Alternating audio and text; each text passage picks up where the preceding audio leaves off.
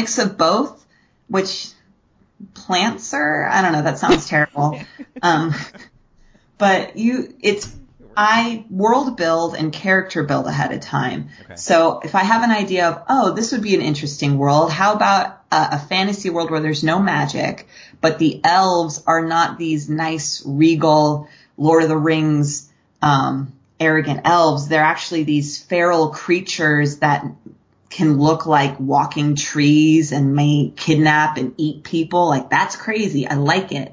That's a cool world. All right, but who would live there besides the feral elves? Well, what if there's, this one place in Selkirk where because the elves are so crazy, they can't leave their island, and so they're really sheltered. So I do all that world building first. Then I do all the character building of the kind of people who would live there and how that environment would shape them so that they feel like they would only ever belong in this world that I've created. Not, you couldn't just pluck them and put them in any scenario and it'd feel the same. Mm-hmm. And then I figure out how the story needs to end. So I know where the story needs to end up. But from after that point, I don't really outline anymore. I do let the characters kind of drive how they get to that end point. Because sometimes I have one character who's this like kind of sarcastic, free-spirited thief. And when she's talking to one of my characters who grew up in a monastery, shelter women, they have really interesting conflicts and are really funny together because of just how awkward it ends up. And sometimes they need to go to a weird place because how else would this one character learn about the world? Because he's never lived in it. Mm-hmm. And then that makes it, in my opinion, and I could be totally wrong from other people's opinions, it makes it feel more grounded, and that the characters and the situations and the dialogue all come across more naturally because I'm not forcing them to do something for plot purposes. They're fulfilling the end goal in a way that makes sense for the characters I've made and in the world I've set up. Mm-hmm. Ooh, interesting. Now, is this your process for every story and product you go into, or is it just different depending on, if you're writing for this particular series versus other things that you write? This is how it works best for me when I'm writing fantasy, because I do have to make a world with rules. Because if I do have magic or if I don't have magic, I need to clearly define how things work. Otherwise, you end up in these situations where if you do have magic, it's like, oh shit, I run into a plot hole. I know, magic. And I hate that. Right. So for my fantasy stuff, I definitely follow this process, and it works pretty well for me. And I use Pinterest a ton in order to gather ideas and images that make the vibe that I want to go for. So it kind of keeps everything organized.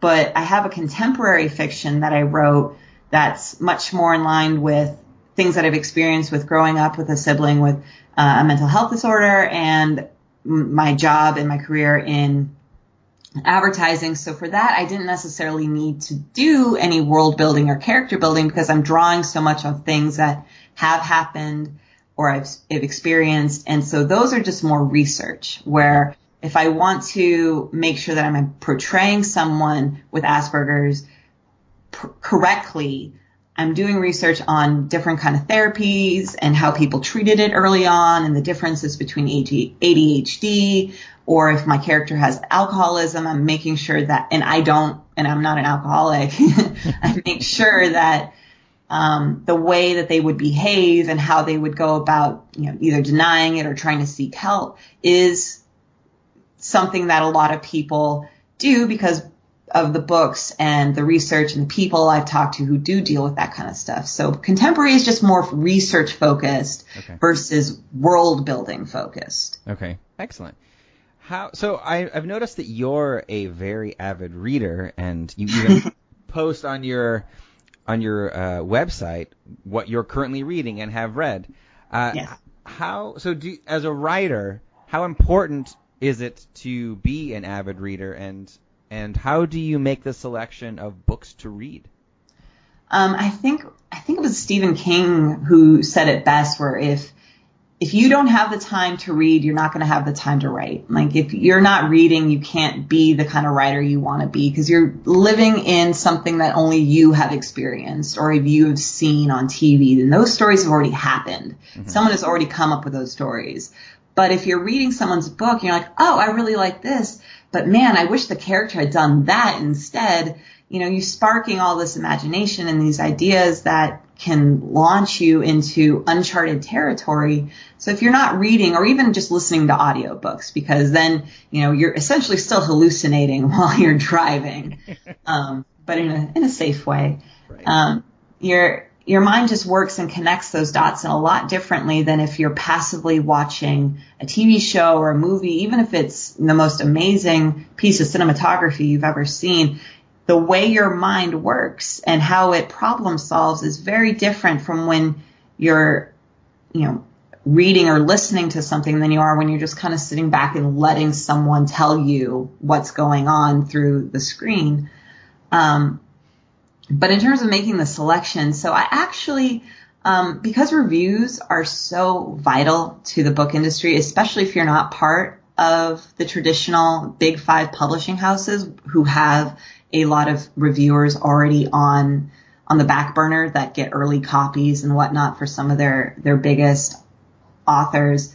It's really hard to get reviews, and Amazon has this policy of, you know, the magic number is like 50 reviews before you start showing up and being more in their newsletters and being supported by Amazon in terms of book sales. Mm-hmm. So for indies, it's really hard to get those reviews. So I don't want to call it a service because to me, it feels like karma. It's just good karma. But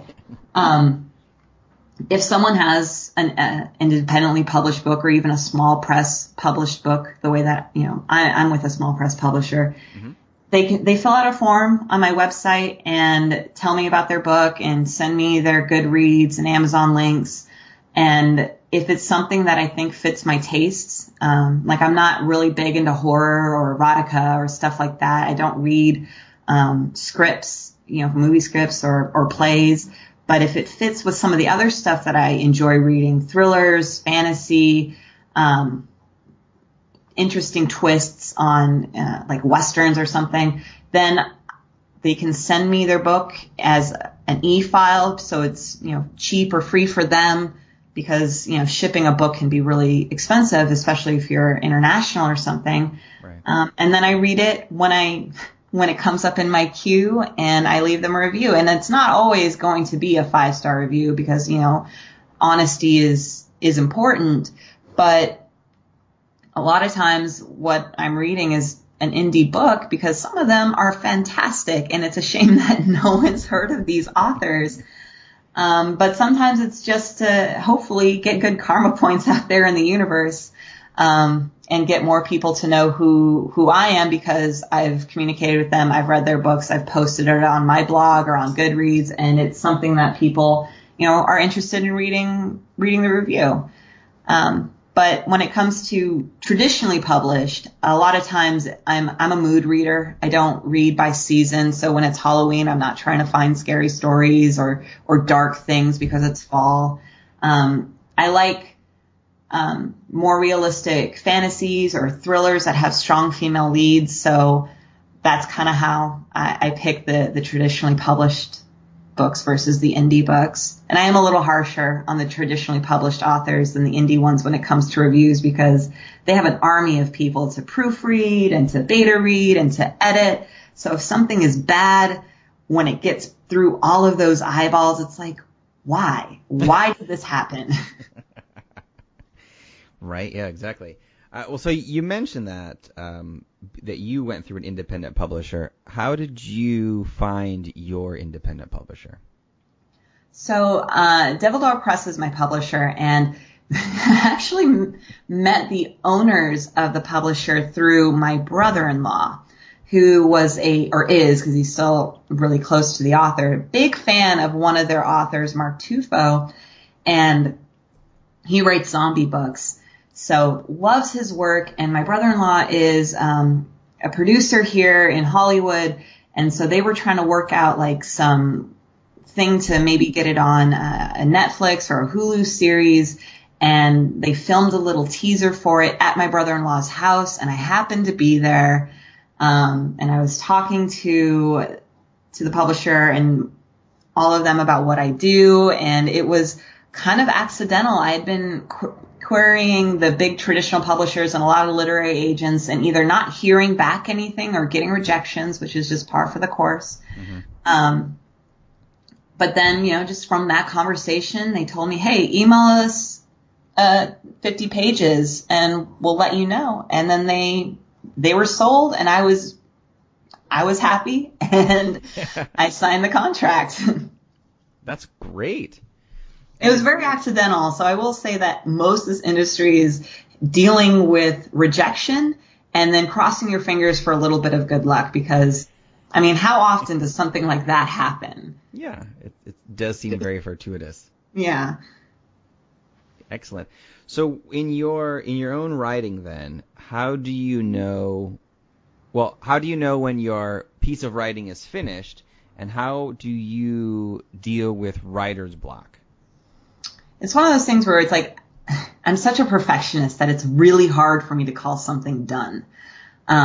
So at some point after I've written every new word that I feel like I've gotten to the end that I have pre-planned, I spend like 6 months revising and editing and sending things to beta readers and getting their feedback to make sure that I'm not just fooling myself and these characters are amazing. And once I go through their feedback and all that, then I go back and I rewrite a bunch of stuff. So it takes a really long time for me to feel good about something, because I don't have this endless amount of confidence where I think that everything I do is just gold. I have a lot of imposter syndrome, where I think that someday someone's just going to knock on my door and be like, you lied, you don't belong here. So I spend a lot of time just poring over it and then changing sometimes when it gets to the point where I'm just changing words, or I'm just deleting an adverb here and there, that's when I say, all right, this is enough tinkering. I can't keep changing one word. I'm just stalling from either giving it to my publisher or going back and querying and trying to get a different publisher to pick something up. So it takes me a long time to feel like it's done. But when I'm usually just taking out a word here or changing a word there, that's when I think it's over. And when I get writer's block and I get stuck, a lot of times what helps me get out of it is just rereading the stuff I've just finished writing. So I'll go back 5-6 chapters of the work that I'm working on and reread it and see. Usually I get writer's block because there's a hole, like something I've missed, or I've written myself into a corner and I don't know how I got there. Or I don't remember how I got there because it's been such a long stretch of time from point A to point B, that going back and rereading helps me see, oh, that's where I got stuck. I need to change that in order for this thing to make sense. And then I'm able to go on, because the thing that's actually blocking me is a subconscious, hey, you fucked up, go back and fix it moment. So that's kind of how I get out of writer's block. But if it's just writer's block because I'm exhausted from writing a series or 120K draft of something, then I read most of the day instead of getting back in front of my screen to force something. I let someone else's imagination spark mine. Mm-hmm. Okay.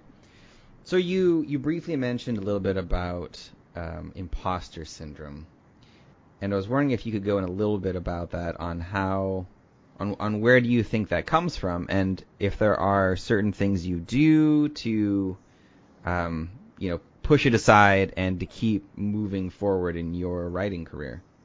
Yeah. I wish I knew where it came from, because then I could just tell myself, stop,